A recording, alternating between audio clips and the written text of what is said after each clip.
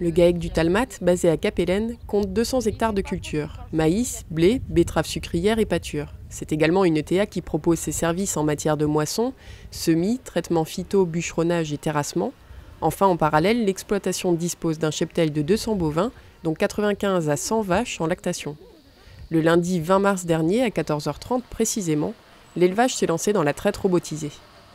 Alors déjà, on a commencé avec une demi-heure de retard. On voulait commencer à 14h, mais bien sûr, les travaux, les barrières n'étaient pas montées, donc on a commencé à 14h30. On a déjà du retard.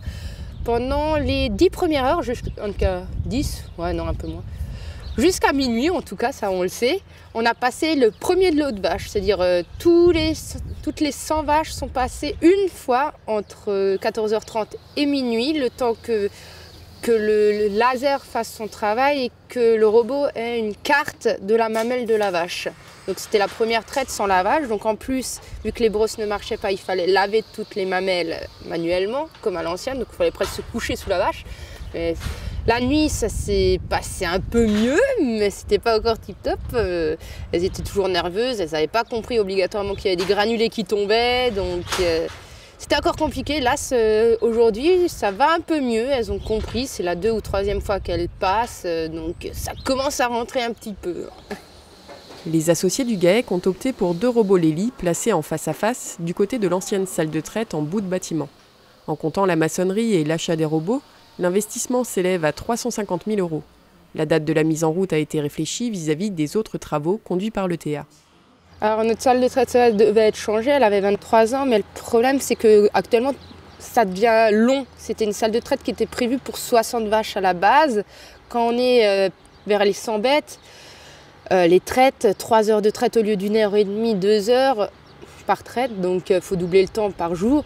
Ça fait beaucoup, ce qui fait qu'on commençait à... C'est des vieilles machines, donc c'est lourd.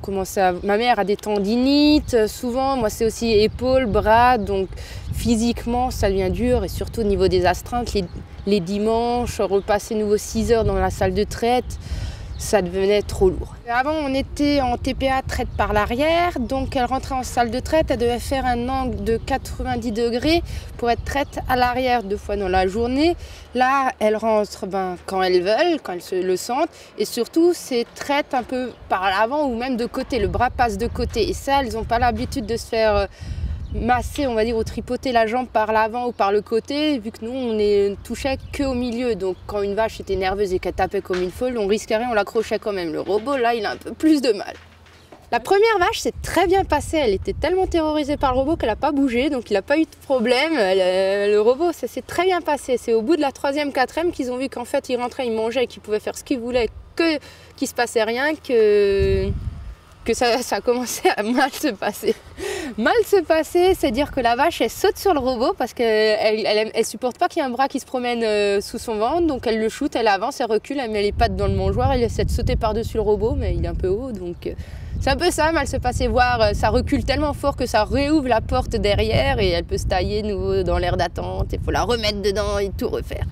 Pour habituer les vaches aux robots, les éleveurs les conduisent via un jeu de barrières installées temporairement dans 2 aires d'attente de part et d'autre. Ils partagent le cheptel en 2 lots d'une 50aine de bêtes et se donnent 4 heures pour passer l'ensemble d'un lot. 2 éleveurs s'occupent de la manœuvre le jour, 2 autres prennent le relais la nuit. Alors, mes espérances, c'est qu'en une semaine, tout se passe magnifiquement bien, ce serait tip-top, mais bon, il paraît que c'est un peu utopiste. Donc on va dire 2-3 semaines, ce serait bien qu'au bout de la 3e semaine, il n'y a quasiment plus de vaches à aller chercher et que tout le monde rentre bien, gentiment, tranquillement. Bien qu'associée officiellement depuis le 1er janvier 2017, Sarah Rosenblatt travaille en fait sur l'exploitation depuis 3 ans. Et depuis sa venue, le cheptel s'est littéralement métamorphosé. Historiquement, ici on a toujours eu 2 races, on a eu du pur Montbéliard et du pur Holstein. Et parfois, hypothétiquement, on croisait les 2. Quand je suis arrivée, moi j'aimais bien l'idée d'avoir plein de races dans ma ferme. Donc j'ai pris du pied rouge des prés que j'ai commencé à croiser. On a racheté un troupeau qui avait des Simmental et des croisés Simmental Montbéliard. Donc j'ai continué ça aussi, j'ai croisé avec du Simmental et j'ai des purs Simmental. J'ai aussi de la brune des Alpes, que j'espère, celle que j'ai, qui est actuellement une demi-brune des Alpes, j'espère la passer en pure race. Et il y a 2 traces peut-être, qui sait, que je vais aussi intégrer normande, abondance, une peut-être de chaque fois, rouge scandinave. Et après, en viande, on a de la basadaise actuellement qui marche très bien, que j'ai fait amener la dose.